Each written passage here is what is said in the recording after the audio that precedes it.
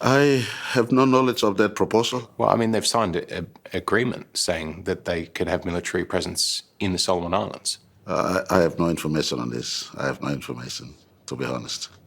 Really? Seriously. It's the biggest story in the region. And you're saying you don't know about it? I mean, are you just trying to be diplomatic there? No, to be honest, I have not seen it. I have not seen it.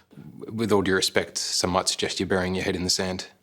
Not necessarily, not necessarily.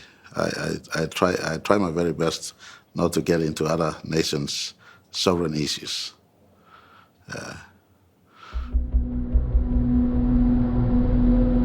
To the experts, the Solomon Islands deal is bad enough. But given its proximity to Australia, a Chinese military presence in PNG would be on another level of strategic threat entirely. If the Pacific were a monopoly board, it does feel a little bit like China sees PNG as Mayfair.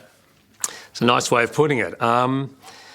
That's probably right. Yes, I think if you look in the Pacific, I would actually be wanting to have the Papua New Guinea as my Mayfair and Solomon Islands as my Park Lane, right? And I put all my hotels on those two parts of the board, for sure. So they've already got Park Lane and they want the set. Yeah, they're quite well positioned at the moment. If this is a game of Monopoly, you'd say they've got a head start on the rest of the field.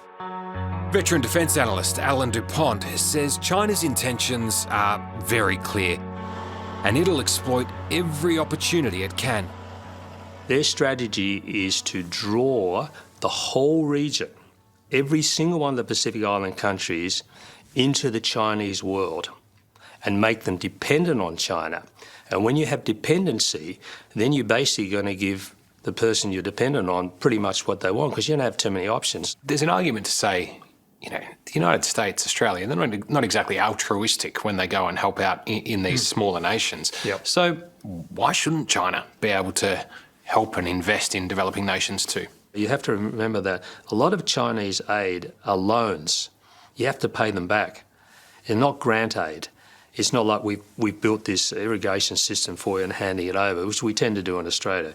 Chinese loans are sometimes quite restrictive, and you have to pay them back. And then what happens is you get this debt trap diplomacy problem, where small countries, recipients of Chinese loans, can't pay them back.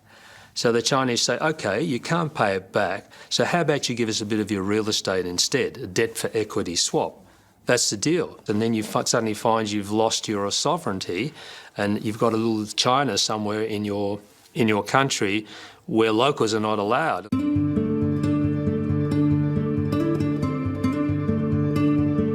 Debt trap diplomacy has already stung a number of countries, from Argentina to Zambia, Sri Lanka to Laos. But as you'll see, it's far from the only weapon in Beijing's growing arsenal.